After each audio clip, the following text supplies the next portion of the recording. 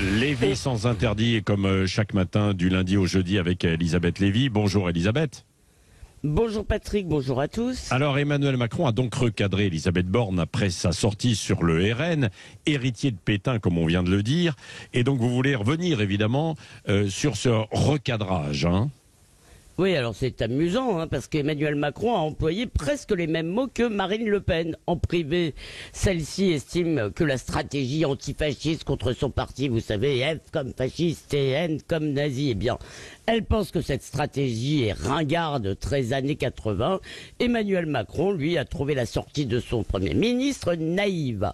Sans la citer nommément, mais tout le monde a compris, il y est allé à l'arme lourde, déclarant qu'on ne combattait pas l'extrême droite, vous l'avez dit, avec les mots des années 90. Sur Radio J, donc, pas Marine Le Pen, et Elisabeth Borne avaient déclaré que le RN, porteur d'une idéologie très dangereuse, était un héritier de Pétain. Alors, précisons tout de même que Elisabeth Borne a un peu l'excuse biographique. Son père s'est suicidé quelques années après son retour des camps de la mort, donc on peut comprendre sa sensibilité, mais en même temps c'est tout de même une vieille routière politique. Et cette sortie est d'abord une ânerie historique. Bien sûr, il y avait évidemment, personne ne le nie, des pétainistes au Front National de 1972. D'ailleurs, il y en avait sans doute un peu partout dans la classe politique. Et en plus, il faudrait parler de tous ces gaullistes et de tous ces résistants qui sont passés par Vichy, par exemple, Couve de Murville jusqu'en 1943. Bon, mais au FN, il y avait aussi des admirateurs d'Hitler, c'est clair. Alors, pour autant, est-ce que son programme, et a fortiori celui du Rassemblement national de sa fille, est un programme nazi ou pétainiste? Avec quel occupant ou dominant ce parti prônerait-il la collaboration? Je ne sais pas, parce qu'en réalité, la soumission devant une idéologie autoritaire ou totalitaire comme l'islam radical, eh bien aujourd'hui, elle se situe plutôt à gauche. Et puis on pourrait aussi remarquer qu'il y a d'anciens Mao, d'anciens staliniens, d'anciens trotskistes au Parti communiste, au Parti socialiste, à la France insoumise, et d'ailleurs certainement même à droite, qui le leur reproche.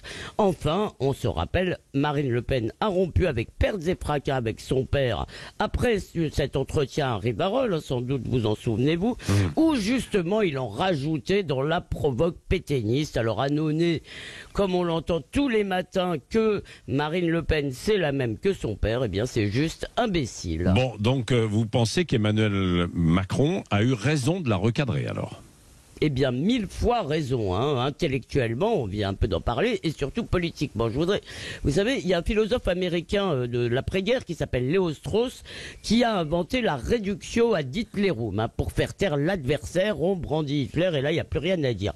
Eh bien, en France, on l'a adapté par la réductio ad Pétainum. Vous êtes contre l'immigration, vous êtes pétainiste. Vous n'aimez pas l'écriture inclusive, vous êtes pétainiste. À l'ombre flatteuse du plus jamais ça, la gauche, qui n'a plus rien à dire aux classes populaires, eh bien, elle n'en finit pas de se trouver belle et bonne dans le miroir qu'elle se tend à elle-même. Et d'ailleurs, aujourd'hui, elle n'en démord pas. Elle juge les propos d'Emmanuel Macron irresponsables, indignes. Ce n'est pas du tout bien d'avoir recadré Elisabeth Borne. L'ennui, c'est que le bon peuple se fiche comme du guigne du chantage moral à Pétain ou à Hitler d'ailleurs. Emmanuel Macron l'a compris, on n'arrivera pas à faire croire aux millions de Français qui ont voté pour elle qu'ils sont fascistes, a-t-il déclaré. Autrement dit, contre le Rassemblement national, assez de moraline, il faut mener un combat politique. Merveilleuse découverte, cher Patrick. Il est bien dommage de penser qu'Emmanuel Macron n'aura pas l'occasion de l'appliquer. Merci Elisabeth Lévy.